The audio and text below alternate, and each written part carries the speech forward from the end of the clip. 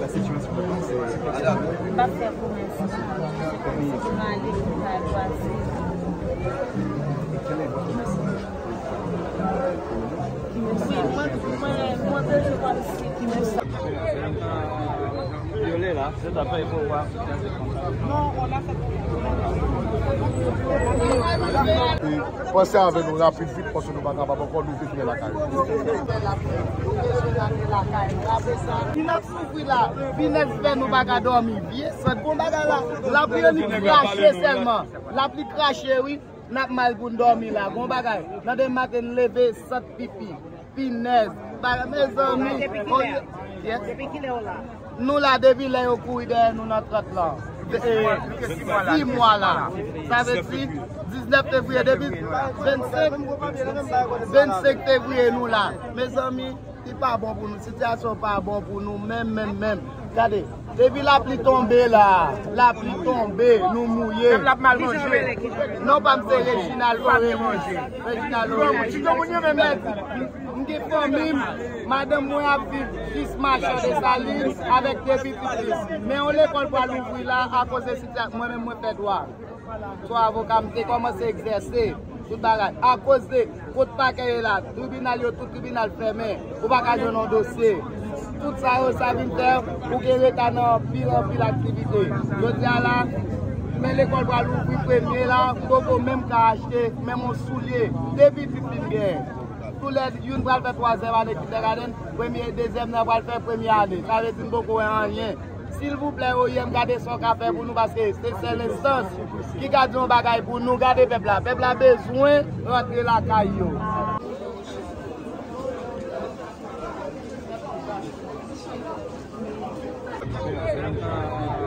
Violet là, c'est après il faut voir. Non, on a fait.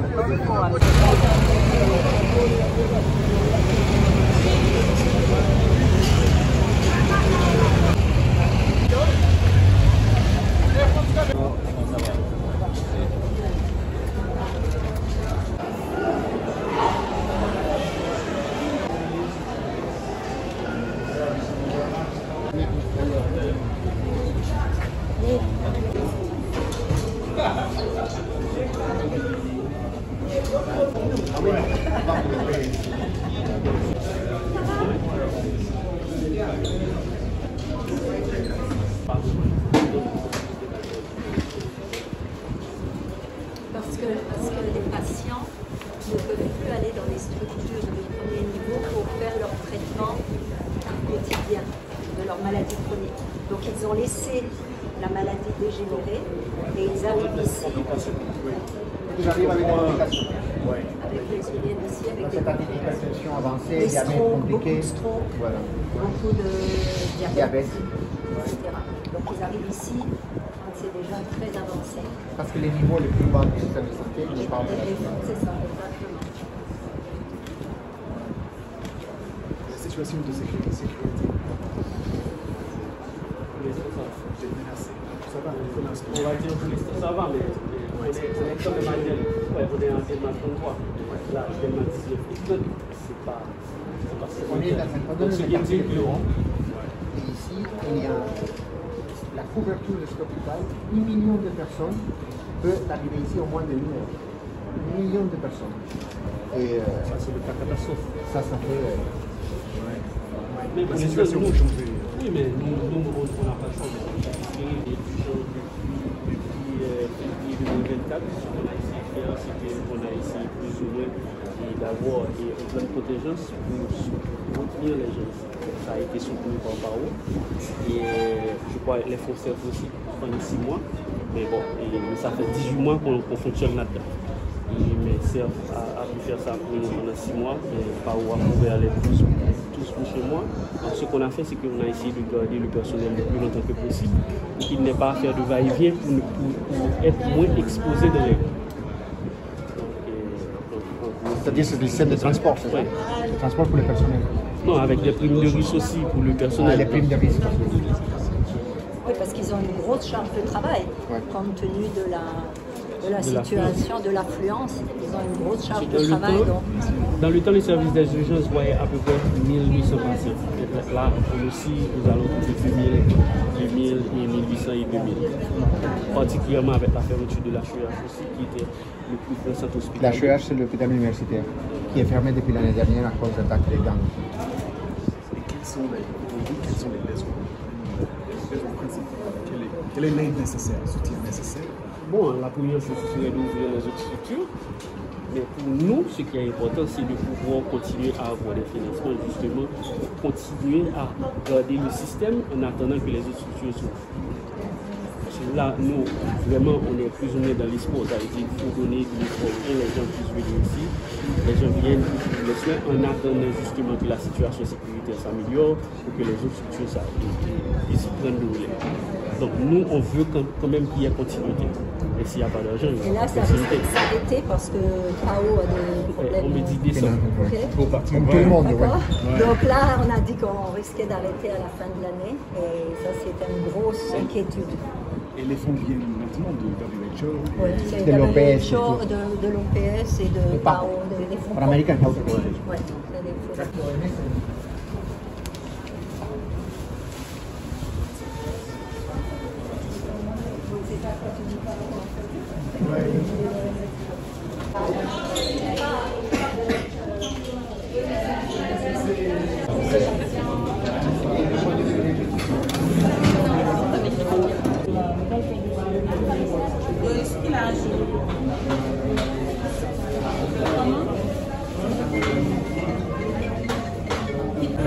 Pour les victimes, les survivants et ceux qui sont restés.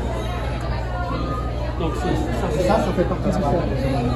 Et on fait aussi les prises en charge des malnutrition aiguës avec des complications. Et donc eux, l'autre partie est soutenue par l'UNICEF, mais nous on soutient la partie qui est avec des complications, pour les enfants avec des complications, à cause de la sécurité alimentaire. On risque d'avoir de plus en plus d'enfants malheureusement en situation grave de malnutrition. On a aussi un problème avec les femmes enceintes qui ont aussi beaucoup plus de malnutrition.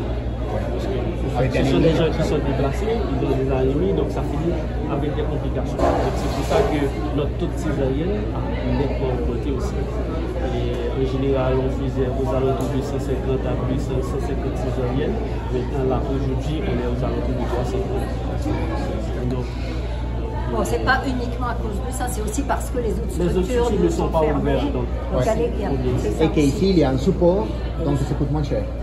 Ouais, et ça coûte moins cher parce que justement, il y a eu des fonds qui ont diminué le coût pour les femmes enceintes. C'est-à-dire les bilans opératoires, le matériel dont la femme a besoin pour se faire opérer, en général, est supplié.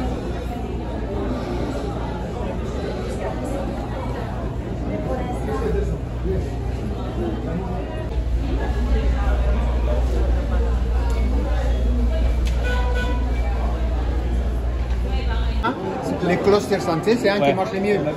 Ça marche, c'est très actif. Et avec des ressources dédiées, le gouvernement aussi. On a plus d'AMO, on a des comment on peut faire pour mutualiser les ressources.